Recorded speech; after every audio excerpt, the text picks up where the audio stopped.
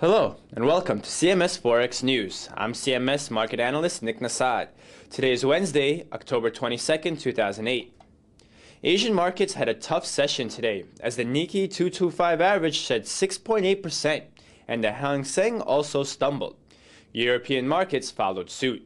The U.S. stock market also started the session weak and was down as much as 390 points during the day. Meanwhile, oil prices fell below $70 a barrel. The euro-yen pair fell sharply in the Asian session and continued to be pressured in the European and New York sessions. The euro was off more than 350 pips overall against the yen and bought 126.20 yen by 2 p.m. Eastern. Pessimism surrounding European economies is dragging down the euro. The Japanese All-Industrial Activity Index showed that businesses are scaling back their purchases in goods and services.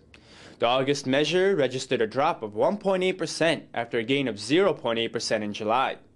This was worse than expectations of a 0.6% drop and reflects the deterioration in the country's investment spending. Consumer prices continue to be elevated in Australia, registering a 1.2% gain for the third quarter. This brings the annual rate to 5%, exceeding the 4.3% forecast. The decline of oil prices have not passed through to the consumer basket yet. The RBA is poised to cut rates in November, but renewed inflation concerns may be a deterrent. The Australian dollar stalled its decline at around the time of the inflation release. However, as Asian stocks tumbled, it fell 250 pips against the greenback before pairing half of that in the European and New York sessions. By 2 p.m. Eastern, the pair traded at around 0.67. The Bank of England minutes showed that the Monetary Policy Committee voted unanimously for the emergency rate cut of 50 basis points. The market and many economists are expecting another rate cut, but the minutes and Governor Mervyn King's speech today did not offer any confirmation or dismissal of such plans, though they may be pressured to do so anyway. The MPC mentioned that inflation is still lingering, but that it has to put this concern aside to mend to the ailing economy. The pound continues to be pressured by gloomy economic outlook as recession talks are becoming common rhetoric. Against the US dollar, it fell 450 pips in the Asian session and stabilized during the European and US sessions, trading around 1.63. Canadian retail sales declined 0.3% in August, missing expectations of a flat month.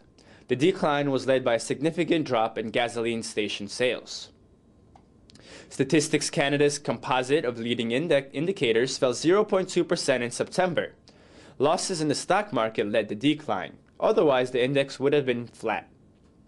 Oil prices dropped below $70 per barrel by the New York session, propping the greenback further higher against the loonie. After gaining about 340 pips, the US dollar-Canadian dollar pair traded around 1.25.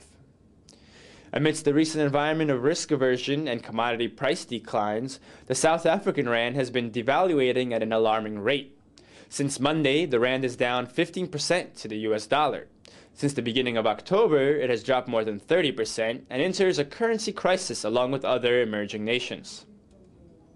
At 4 p.m. today, the Reserve Bank of New Zealand is expected to cut interest rates by as much as 1%, though the decision was too late for today's broadcast. Later tonight, Japan releases its trade balance. Overnight, we get data on the Eurozone current account and data on industrial new orders. Also overnight, the UK will release reports on retail sales and mortgage approvals. Tomorrow, the US posts its jobless claims and a measure of housing prices, while the Bank of Canada releases its monetary policy report. And that's it for today's broadcast. Thank you for joining us here at CMSFX.com, and happy trading.